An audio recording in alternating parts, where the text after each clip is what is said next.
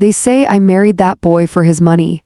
That's what my sister-in-law, Patricia, told the entire family. She didn't whisper it, she didn't hint at it. She stood in my own kitchen, the one with the chipped yellow tiles and the humming refrigerator that rattles every few minutes, and said it loud enough for the neighbors' wind chimes to hear. At 60 years old, she said, adjusting the gold bracelet on her wrist, you don't marry a man 20 years younger unless you're looking for security. Everyone laughed, not loudly, just that uncomfortable, polite chuckle people use when they don't want to pick sides. I remember the smell of overcooked pot roast in the oven. I remember the way my hands felt damp against the dish towel. I remember my husband, Finnegan, standing near the sink, silent. He didn't laugh, but he didn't defend me either, and that silence was louder than Patricia's voice. I had married Finnegan 2 years earlier. He was 40, I was 60. He had kind eyes and a habit of running his hand through his hair when he was nervous. He worked as a contractor, nothing glamorous, long hours, sunburned neck, rough hands. We met at the community library. I was volunteering, organizing old donation boxes. He came in looking for books on small business management. He asked for help finding them. He called me ma'am the first time. I told him not to. He smiled. We talked about nothing important. The weather, the price of lumber. The way the town had changed over the years.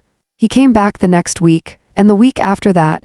When he finally asked me to dinner, he did it quietly, like he was asking for a loan. I know there's an age difference, he said. But I'd regret it if I didn't try. So did I. I had been widowed for 12 years. My first husband, Robert, passed from a sudden stroke. We had built a small accounting business together. After he died, I kept it running, not because I had to, but because it was mine. I wasn't lonely in a desperate way. I was lonely in a quiet way, the kind that settles into the evenings when the house feels too still. Finnegan didn't feel like a rescue. He felt like company. When we married, it was small, courthouse. My niece Clara held the bouquet. Finnegan's mother had passed years earlier. Patricia, his older sister, showed up in a red dress that looked more like a warning than a celebration. She hugged him. She shook my hand. Her smile never reached her eyes. I didn't think much of it at first. Families take time, especially when the bride is older than the groom's sister. After the wedding, Finnegan moved into my house. It wasn't grand. A 2-story colonial Robert and I bought in 1988. The mortgage had been paid off for years. The garden in the back still grew roses every spring. I kept the blue shutters freshly painted. Finnegan insisted on contributing. He covered utilities, groceries, repairs, but the house was mine. The business was mine. The investments were mine. I never hid that, and Finnegan never asked for it. In fact, he once told me, I don't need your money, Margaret, I just need you. But Patricia saw things differently. From the beginning, she would ask pointed questions at family gatherings. So, Finnegan, she'd say, sipping her wine, must be nice not worrying about rent anymore. Or, Margaret, do you plan to retire now that you've secured a younger husband to take care of you? It was always said with a smile, always wrapped in humor, always sharp enough to cut. Finnegan would brush it off. She's protective, he'd say. It's just how she is. I believed him until that afternoon in my kitchen. The family had gathered for Finnegan's birthday. His cousins, a few neighbors, Patricia and her husband, Alan. I had paid for everything. The catering trays from Giuseppe's. The cake from that little bakery downtown that spells names wrong half the time. The decorations, I don't say that with bitterness. I say it because it matters. Patricia arrived late. She walked in with that same red lipstick confidence she wears like armor. And when someone joked about how lucky Finnegan was to have married up, she leaned forward and delivered her line. They say she married him for his money. Then she looked directly at me. And at 60, you've got to think about security, right, Margaret? The room shifted. The laughter died. I felt something tighten in my chest. It wasn't anger, not yet. It was disappointment. Not because she insulted me, but because part of the room looked unsure, like maybe they wondered, like maybe the story made sense to them. Finnegan finally spoke. That's not true. But his voice was soft, too soft. Patricia shrugged. I'm just saying what people are saying. I wiped my hands slowly. I walked to the oven. I turned it off. When I faced her again, my voice was steady. If people are saying that, I said, then they don't know the full story. She tilted her head. Oh, and what story is that? I held her gaze. The story of who's really been funding this family. The words surprised even me. They hung in the air like dust in sunlight. No one spoke, not Finnegan, not Alan, not the cousins. Patricia laughed again, but this time it sounded thinner. Well, she said, I'd love to hear that. I smiled. You will. Because the truth is, I had been quiet for a long time. Quiet about the loans, quiet about the checks, quiet about the transfers made just to help. Finnegan knew some of it, he didn't know all of it, and Patricia certainly didn't. If she wanted a story about money, then it was time everyone learned who had really been writing the checks. After I said those words, I didn't explain myself. Not that night. I sliced the cake, passed the plates, listened to the clink of forks against porcelain. Patricia kept smiling, but she didn't ask again. Finnegan avoided my eyes, and the party ended earlier than I expected. By 10:30, the house was quiet again. The balloons sagged slightly against the ceiling. One of them brushed the fan blades every few seconds, making a soft ticking sound. Finnegan stood by the sink, rinsing plates. I didn't like what she said, he murmured. I wiped the counter slowly. I know, you know how she is. Yes, I said again, but that night something inside me shifted. It wasn't about being insulted. I've been 60 long enough to understand that people will talk. It was about the assumption, the easy, careless assumption that I needed his money, or worse, that I didn't have my own. They saw his youth, they saw my age, they built a story around it. And I let them because I don't boast, I don't list numbers at the dinner table, I don't measure worth by bank statements, but I do keep records, I always have. Robert and I built our accounting firm from a spare bedroom and a folding table. Back in 1983, when the phone was mounted to the kitchen wall and clients mailed receipts in shoeboxes, we worked nights, we skipped vacations, we reinvested every spare dollar. After he passed, I thought about selling. Instead, I expanded. I hired 2 junior accountants, then 3. By 55, I wasn't just managing taxes for families in our town. I was consulting for small construction businesses, for independent contractors, for local suppliers. One of those contractors was Finnegan. That's how I first recognized his name, before the library, before the books. He had been one of my clients 3 years earlier. He never knew it. He dealt mostly with my assistant at the time, but I reviewed his file. His numbers were modest, steady, honest, no hidden debts, no risky spending, just a man building something carefully. When we started dating, I didn't mention it. It felt strange to bring business into something personal, but when we got engaged, I told him. He laughed. So technically, you've known my finances longer than I have. I suppose I have, I said. And that made Patricia's accusation almost amusing. If only she knew, the truth was simpler than her version. I married a man with good character, not good assets. And I never needed his money, but there's another truth, one Patricia didn't know, one Finnegan only partially understood. 3 years before Finnegan and I met, Patricia and her husband, Alan, were in trouble. Alan's auto shop had expanded too quickly. He leased a second location across town, bought new equipment, hired extra staff. Then the economy dipped, customers slowed, payments stacked up. Patricia called me. Not as a sister-in-law, as a client. She found my firm through a referral. She didn't recognize my name at first. When she walked into my office and saw me sitting behind the desk, she froze. "Oh," she said, "it's you?" "Yes," I replied. She sat down anyway. Desperation softens pride. They were behind on payroll, behind on rent, behind on equipment financing. The numbers were worse than she admitted. I laid them out gently. "You need liquidity," I told her.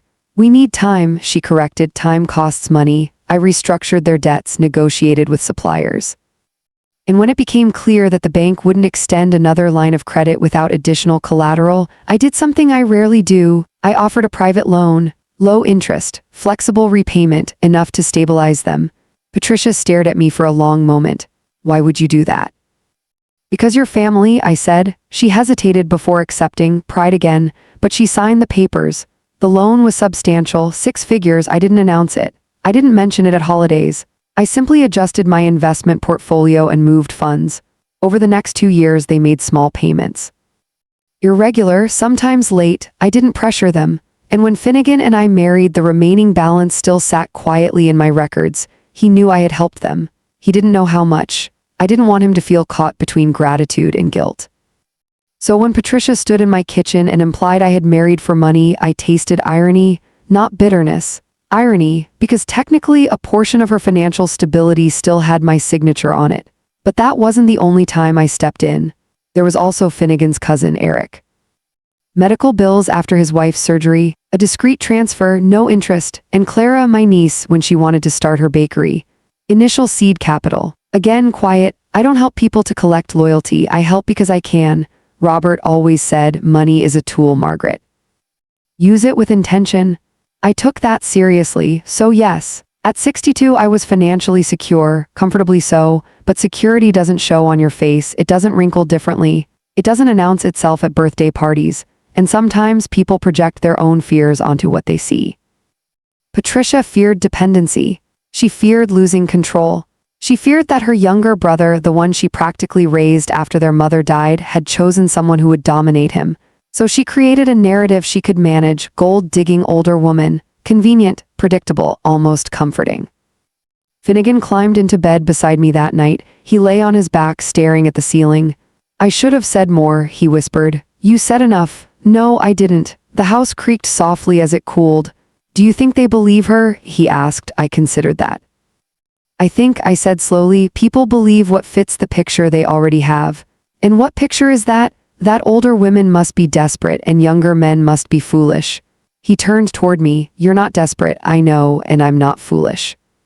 I smiled in the dark. I know that too, but something still felt unfinished. Not because I needed their approval, but because lies, even casual ones, have a way of settling into truth if left alone. The next morning, I opened my office safe.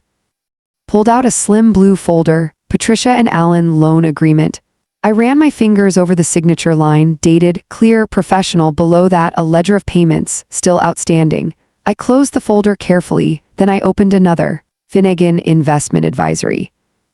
A retirement account I had set up quietly in his name after we married, automatic contributions from my business profits. He didn't know, not because I wanted control, but because I wanted him protected.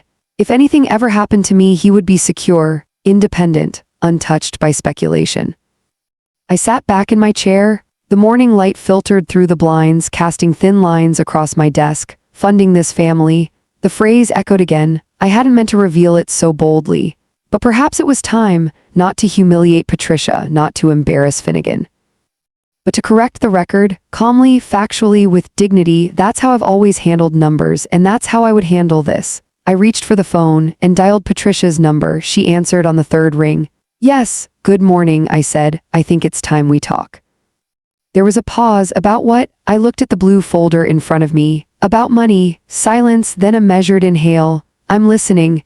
And for the first time, I wasn't going to stay quiet. I'm listening, Patricia said. Her voice was composed, careful. I could almost see her standing in her kitchen, one hand on her hip, the other gripping the phone. I won't take much of your time, I told her, but I think we should clear something up before rumors become permanent. She let out a soft, dismissive laugh. Margaret, if this is about last night, it is. Silence again. Then I was joking.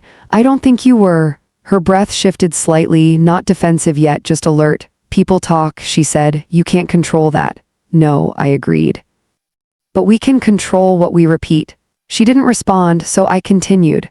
When you implied that I married Finnegan for money, I found that interesting. Interesting? She repeated, almost amused. Yes, because if we're going to discuss finances openly, we should probably discuss all of them. That did it. Her tone cooled. What exactly are you implying? I'm not implying anything, I said gently. I'm stating that before assumptions spread, facts should be known. You sound very formal, she said. I am. There was a long pause. Then carefully, Margaret, if this is about the loan from years ago, I didn't mention the loan, but you were thinking about it.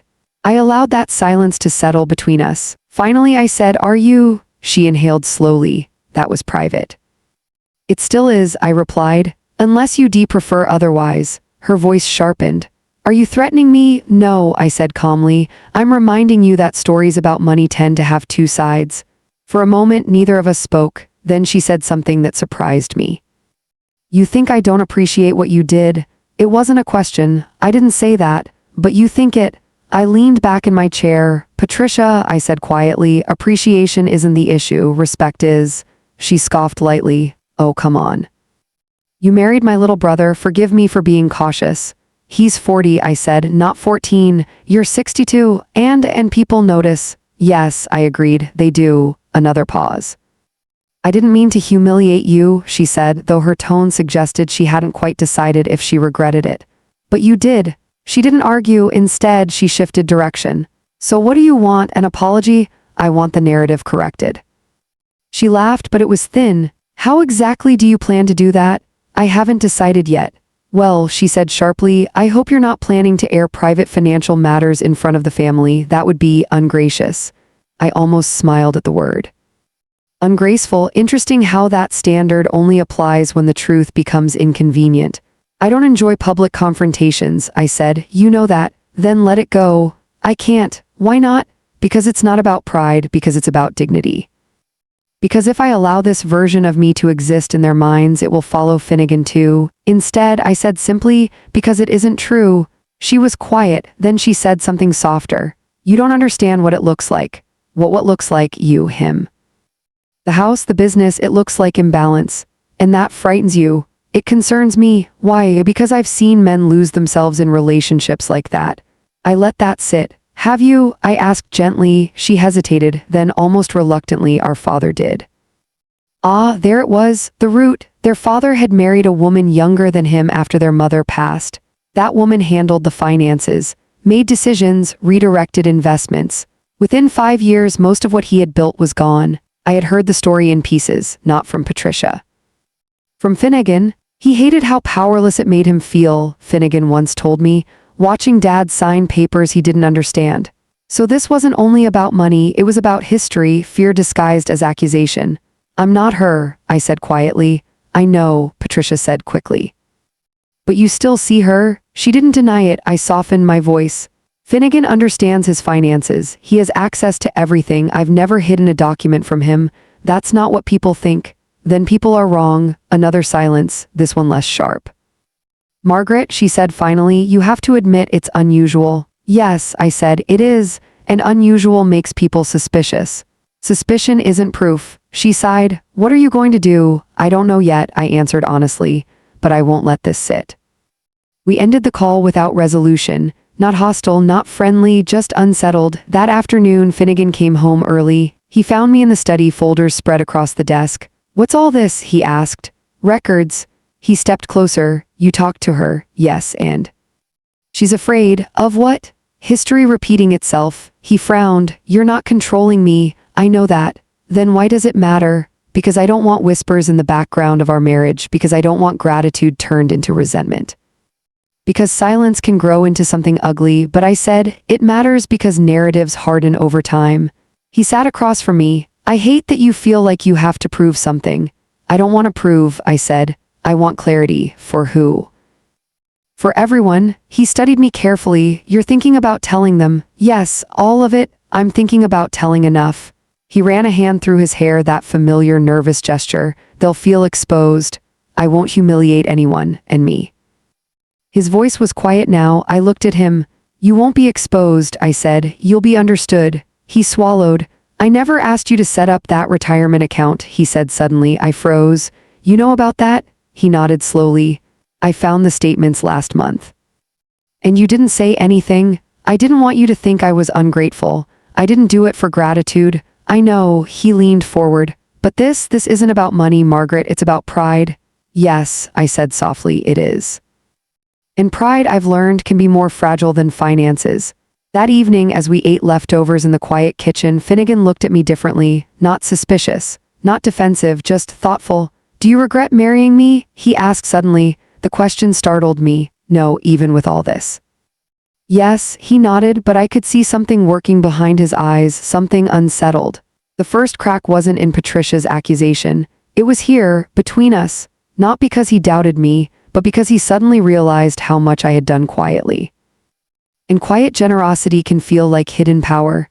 That night I lay awake listening to the ticking clock in the hallway, not angry, not hurt, just aware. The situation had grown larger than a careless comment. It was now about transparency, about control, about perception. And about whether truth, when revealed, would heal or divide. I didn't want to fracture the family, but I also refused to be diminished inside it.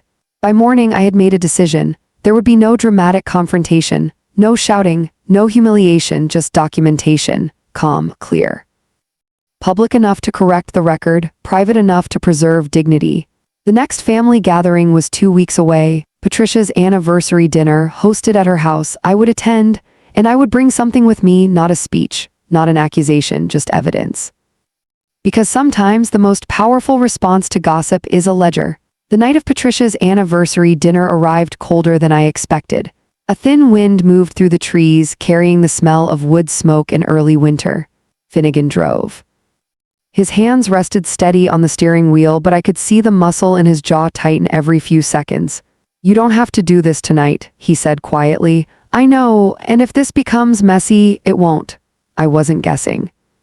I had prepared too carefully for that. In my leather portfolio sat 3 things: the original loan agreement Patricia and Alan signed, a summary of the remaining balance, and copies of 3 transfers I had made over the last decade, to Eric, to Clara, and to Finnegan's business during his first slow season after we married. I hadn't told Finnegan about that last one, not directly. He had assumed the increase in revenue came from a few larger contracts. It had, but it also came from a short-term capital injection I provided when a supplier demanded upfront payment. He never asked where the buffer came from. I never told him, not to deceive, but to stabilize. We pulled into Patricia's driveway. Lights glowed warmly through her front windows. Laughter floated faintly outside. Family dinners have a certain sound: silverware, overlapping voices, the hum of belonging. I stepped out of the car and smoothed my coat. This wasn't revenge, it was correction. Inside, the house smelled of roasted chicken and rosemary. Patricia greeted us at the door in a navy dress, elegant and precise. Alan stood behind her, already flushed from wine. "Margaret," she said with a controlled smile. "Finnegan." Her eyes flicked briefly to the portfolio in my hand. She noticed. Good. Dinner began pleasantly enough. Talk of weather, of business, of Eric's wife recovering well from surgery, Clara's bakery expanding. Small, harmless things, but I noticed something else. A shift in the way people looked at me, not openly hostile, just curious, measuring. As if Patricia's words had planted a seed. At one point, Finnegan's cousin Mark joked, "Finnegan, man, you hit the jackpot." A few chuckles followed. I smiled politely. Finnegan didn't laugh this time, he said firmly. "We both did." The table quieted. I placed my napkin gently beside my plate. This was the moment. "Before dessert," I said calmly, "there's something I'd like to address." Patricia's fingers paused midair. Alan cleared his throat. Finnegan looked at me, not panicked, but braced. "I've been thinking about something that was said recently," I continued, keeping my tone steady. "About why I married Finnegan." No one interrupted. The only sound was the soft ticking of the decorative clock on the wall. "I don't enjoy discussing personal finances publicly," I said. "But when assumptions are made, sometimes clarity is necessary." Patricia shifted in her chair. "Margaret, please," I said gently, "just a few minutes." She fell silent. I opened the portfolio slowly, no dramatic gestures, just paper. 2 years before Finnegan and I were married, I began. Patricia and Alan's business experienced financial difficulty. Alan's face drained slightly, Patricia's back stiffened. "This is inappropriate," she said sharply. "It's factual," I replied. I slid a copy of the signed agreement onto the table. Rather than let the bank close the second location, I offered a private loan.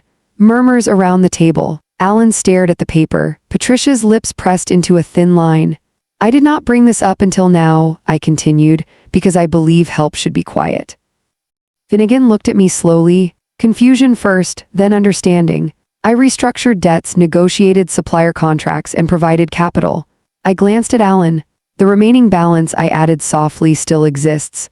Silence settled like dust. Mark blinked. "Wait, you funded the shop?" I nodded once. "For stability." "For family?" Patricia finally spoke, her voice tight. "You didn't have to make this public." "I didn't," I agreed, "but you made money public first." That landed. No shouting, no raised voice, just truth. I continued before emotion could spiral. "Over the years, I've also assisted Eric with medical expenses." Eric looked stunned, and Clara with her bakery startup. Clara's eyes filled with tears. "And when Finnegan's business experienced a cash flow delay in our first year of marriage, I provided temporary liquidity." Finnegan's head snapped toward me. "You did what?"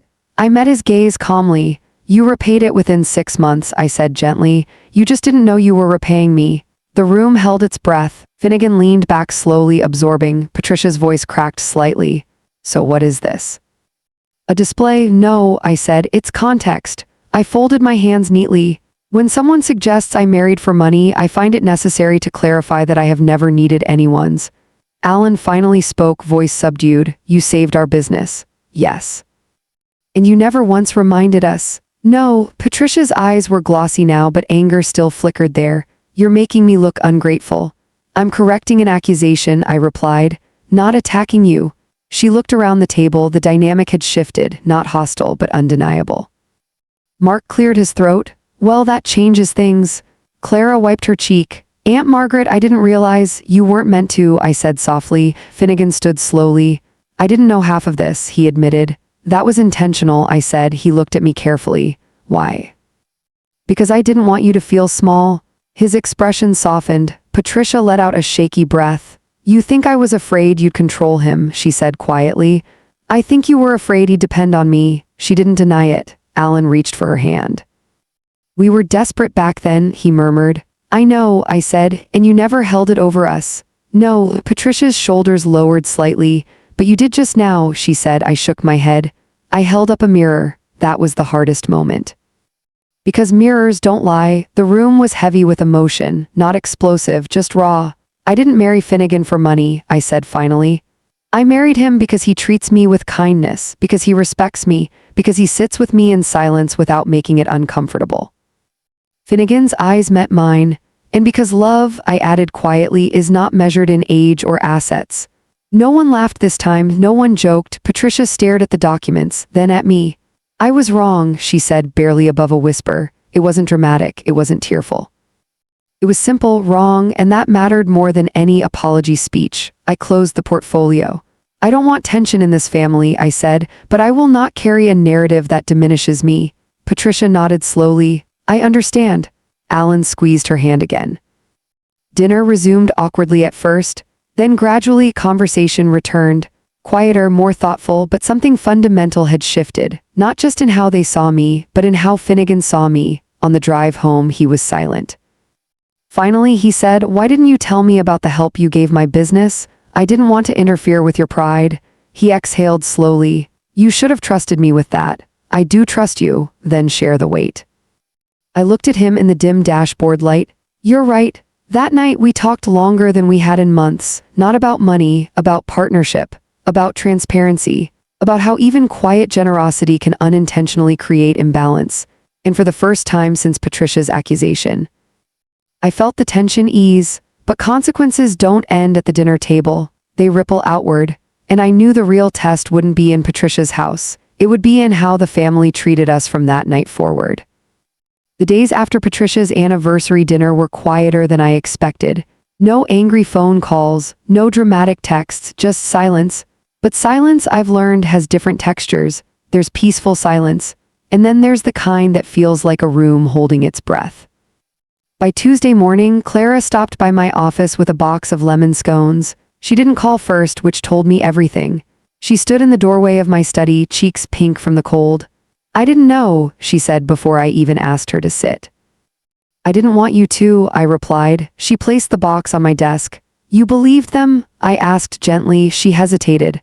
I didn't believe you married him for money, she said carefully, but I wondered how everything worked. There it was, not suspicion. Curiosity mixed with the easy narrative Patricia had planted. It works, I said calmly, because we both choose it. She nodded, eyes thoughtful. I never meant to take advantage, she added quietly. You didn't, but I should have paid you back sooner. I smiled faintly. You're paying it forward? Her bakery had hired 2 young women fresh out of culinary school. She'd given them opportunities when few others would. That mattered. Clara left lighter than she arrived, and that told me the truth had begun to settle properly, but Finnegan was still processing. That evening he came home later than usual. His boots were dusty, his shoulders tense. We ate dinner in near silence. Finally, he set his fork down. Why did you think I couldn't handle knowing? His voice wasn't angry, it was wounded. I didn't think you couldn't, I said carefully. I thought you shouldn't have to. That's not the same. No, I admitted. He leaned back in his chair. When I started that second contract 2 years ago, he said, I felt proud. Like I'd finally broken into a higher tier. You did, I said, but now I'm wondering how much of that was me and how much was you. I reached for his hand. It was you, I said firmly. The capital only opened the door you walked through it. He looked down at our joined hands. I don't want to feel like I'm being managed. You're not. Then don't protect me from information. That landed softly but firmly. He wasn't accusing. He was asking for equal footing, and I realized something uncomfortable. In my attempt to avoid controlling him, I had made decisions alone.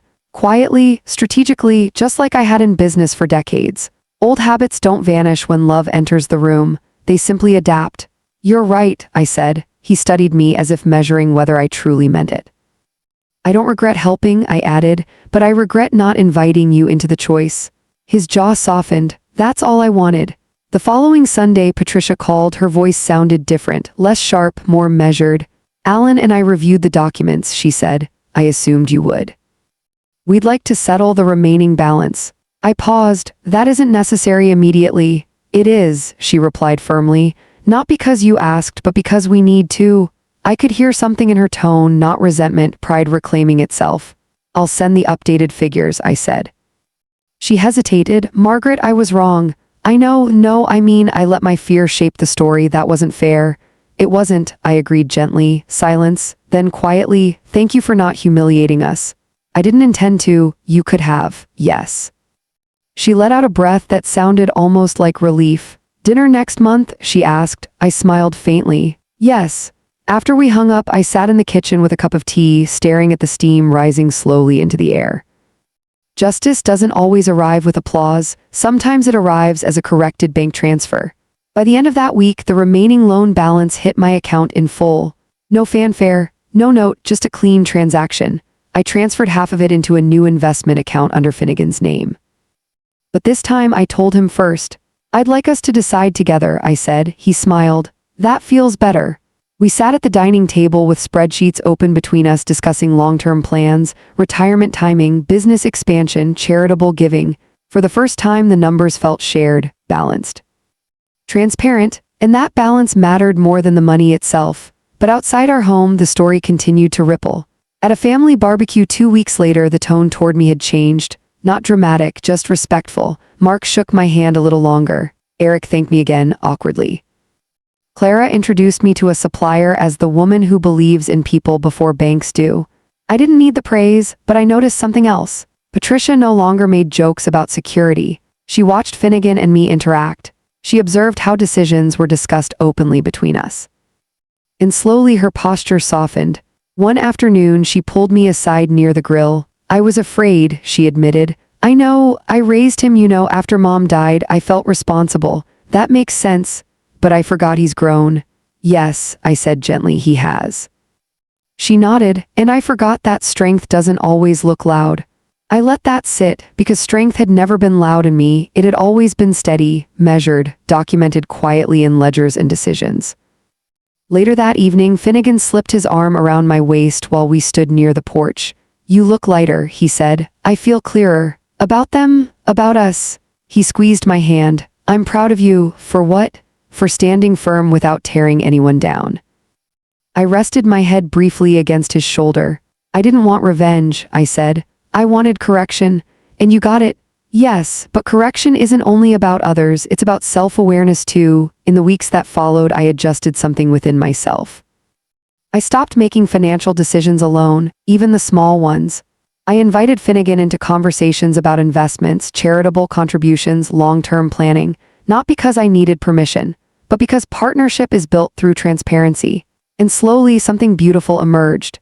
He began suggesting ideas I hadn't considered: community sponsorships, apprenticeship programs for young contractors, collaborations between my accounting firm and local trades. He wasn't just benefiting from my stability, he was expanding it. That's when I realized something important. Patricia's accusation had wounded me, but it had also forced a recalibration, a necessary one. Money had never defined my marriage, but silence about money had created imbalance. Now clarity replaced it, and clarity feels lighter. If you've ever corrected a lie calmly, you'll know something interesting happens afterward. People don't apologize loudly, they adjust quietly. That's what the next few months felt like. A series of small adjustments, subtle shifts in tone, a different kind of respect. At church one Sunday, Mrs. Caldwell, who has known me since my hair was still brown, leaned over and whispered, "I always knew you were sharp with numbers, Margaret." It wasn't what she said, it was how she said it, as if she was recalibrating her internal story about me. At Clara's bakery grand reopening, she'd expanded into the space next door. Patricia introduced me to someone as Margaret handles complex financial structuring. She saved our business once. Saved, not funded, not controlled, saved, words matter. Finnegan noticed it too. "They're careful now," he said one evening as we walked through the garden. The roses were late bloomers that year. A few petals had fallen onto the grass, soft and pale against the green. "Careful is good," I replied, "but careful isn't the same as healed." One evening, about 6 weeks after the anniversary dinner, Patricia asked me to meet her alone, not at her house, not at mine. At a quiet cafe downtown that smelled like cinnamon and burnt espresso. She was already there when I arrived. No red lipstick this time, just a pale sweater and tired eyes. "Thank you for coming," she said. I sat down across from her. "You wanted to talk," she nodded. For a moment, she simply stirred her coffee, watching the swirl fade into stillness. "I've been thinking about something you said," she began. "Which part?" "That I saw history repeating." I waited. She looked up at me, vulnerability replacing sharpness. "When our father remarried, he stopped understanding his own finances. He signed whatever she put in front of him, and when it fell apart, he had nothing left." "I know. I was 17. I watched him shrink."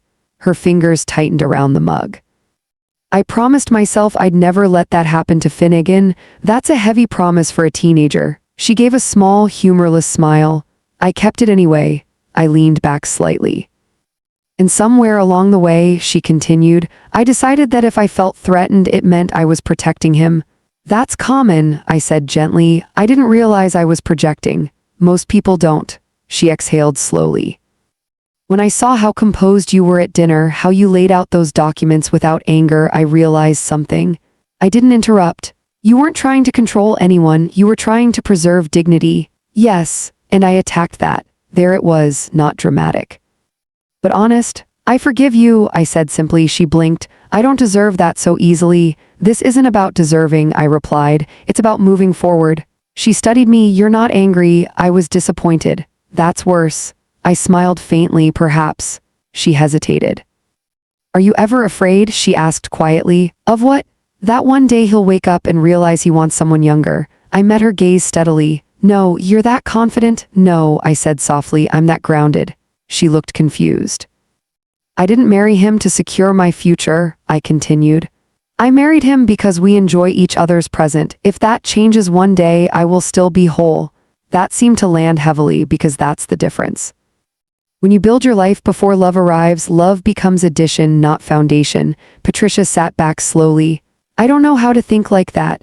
"It comes from surviving loss," I said gently, "not from avoiding it." She nodded. We didn't hug dramatically when we left. We simply stood, held each other's gaze, and something unspoken settled between us. Respect.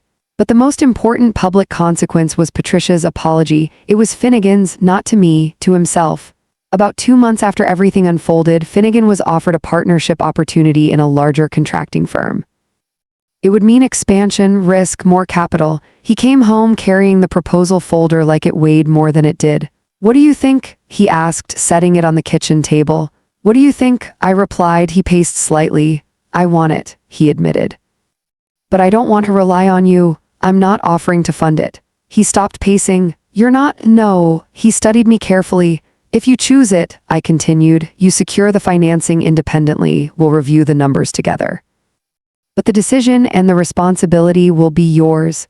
His shoulders relaxed. That was what he needed, not rescue, not silent support, but visible partnership without dependency. We spent 2 evenings reviewing projections, cash flow models, risk factors. I asked hard questions. He answered them thoughtfully. Not defensively, confidently. He secured a business loan on his own credit, negotiated terms himself, and when the deal finalized, he looked taller somehow. "I did it," he said quietly. "Yes," I replied. "You did." And in that moment I understood something deeper. Patricia hadn't only been afraid of losing her brother, she had been afraid of him disappearing into someone else's shadow. But Finnegan was not shrinking, he was expanding, and I wasn't dimming him, I was standing beside him. At the next large family gathering, Thanksgiving, something subtle but profound happened. When someone made a lighthearted joke about Finnegan being well taken care of, he responded calmly, "We take care of each other." No laughter followed, just nods. Patricia didn't flinch. She smiled. And later, when she handed me a plate of pie, she said softly, "You were right to correct me. It wasn't public. It wasn't theatrical. But it was real. Reputation doesn't rebuild in a single speech. It rebuilds in consistent behavior afterward." And over time, the narrative shifted completely. I wasn't the older woman who married for security. I was the woman who built her own, and chose love anyway. Winter came gently that year, not with a storm, but with slow mornings and silver frost along the edges of the garden fence. Finnegan's new partnership settled into rhythm faster than expected.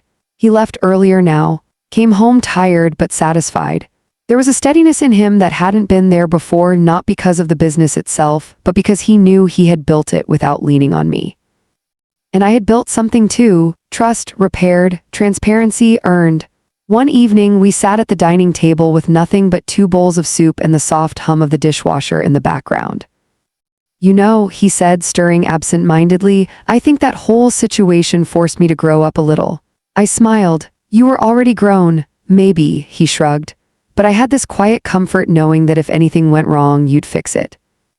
"I probably would have," I admitted. "That's the problem." I laughed softly. He wasn't wrong. When you've spent decades solving financial crises, your instinct is to step in before anyone feels the fall. But marriage isn't about preventing every fall. It's about choosing who you stand beside while they rise. "I don't want to be rescued," he said gently. "I don't want to rescue you," I replied. We held each other's gaze for a long moment. Balance, it's a delicate thing. You don't notice it when it's present. Only when it tips. The following month, Patricia invited us over for dinner again. This time there was no tension hanging in the air, no measuring glances, no careful jokes, just conversation. At one point, she pulled out an old photo album, pictures of her and Finnegan as children. Their father standing stiffly in the background of most of them. "He used to look tired all the time," she said quietly, flipping a page. Finnegan nodded. "He carried everything alone." "And I thought that was strength," she admitted. I understood then. Patricia didn't only fear financial imbalance. She feared emotional dependency. She had equated vulnerability with loss. But vulnerability isn't weakness, it's honesty. Later that night, as we were leaving, she hugged me fully this time, not the polite, distant embrace from our wedding day. "Thank you," she whispered. "For what?" "For showing me there's another way." That was the moment I knew the wound had closed, not because we agreed on everything, but because respect had replaced suspicion. In the spring, Finnegan and I made a decision together. We started a small scholarship fund for young tradespeople in our town. It wasn't large, but it was intentional. And this time, every dollar was discussed, chosen, and allocated together. At the community luncheon announcing it, Finnegan stood at the podium. He cleared his throat nervously, that familiar gesture, then said, "This fund exists because someone once believed in me when I didn't even know I needed help. And because partnership, when done right, makes both people stronger."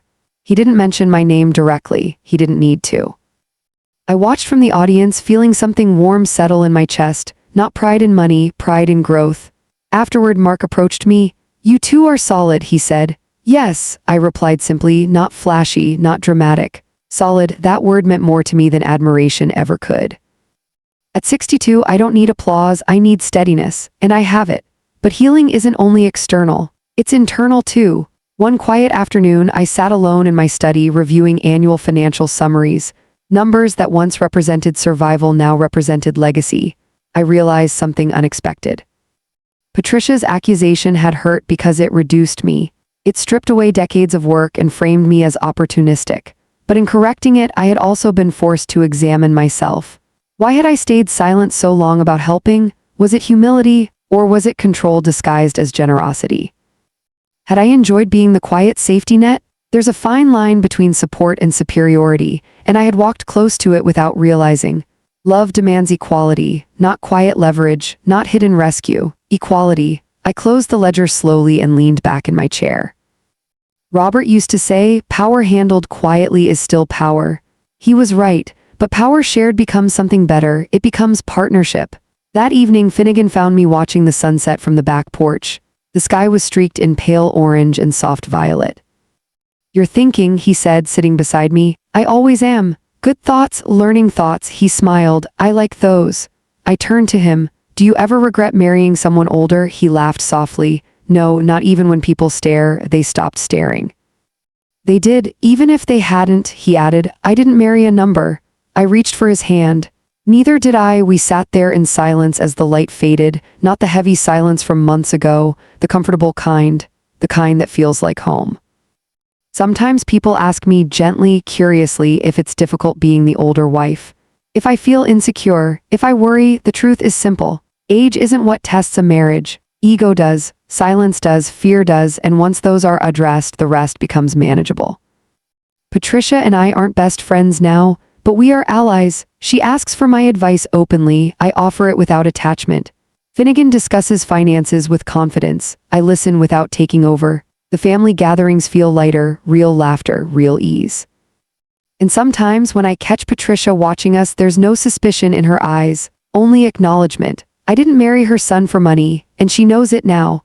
More importantly, Finnegan knows I married him for partnership. I've lived long enough to know that money can build a house. But it cannot build trust. It can stabilize a business, but it cannot stabilize a marriage. And sometimes the quietest lies, the ones spoken casually over dinner, can test a relationship more than any financial hardship ever could. When Patricia accused me of marrying for money, it wasn't just an insult. It was a mirror. It forced me to ask myself uncomfortable questions. Had I been too silent, too protective, too accustomed to handling everything alone? Strength, I learned, isn't just about being capable. It's about being transparent. It's about letting the person beside you see the full ledger, not just the polished summary. At 62, I don't need to prove my worth. I built it. I sustained it. I protected it. But love, real love, isn't about protection. It's about partnership. Finnegan and I are not perfect. We don't agree on everything. We still stumble over pride sometimes. But we speak now. We decide together. We carry weight side by side. And that is richer than any inheritance. So if someone ever questions your motives, if they reduce your story to something small and convenient, ask yourself this: do you need revenge, or do you need clarity? Because clarity delivered calmly has a way of reshaping rooms without breaking them. I didn't show them who was funding the family to humiliate anyone. I showed them because dignity deserves documentation, and respect, once corrected, tends to stay corrected. Now I'll ask you something gently. If someone questioned your love the way mine was questioned, would you stay silent? Or would you open the ledger? Tell me in the comments. And if this story resonated with you, if you believe strength can be soft and still unshakable, consider subscribing and supporting the channel. There are many more quiet truths to share, and sometimes the strongest voices are the calmest ones.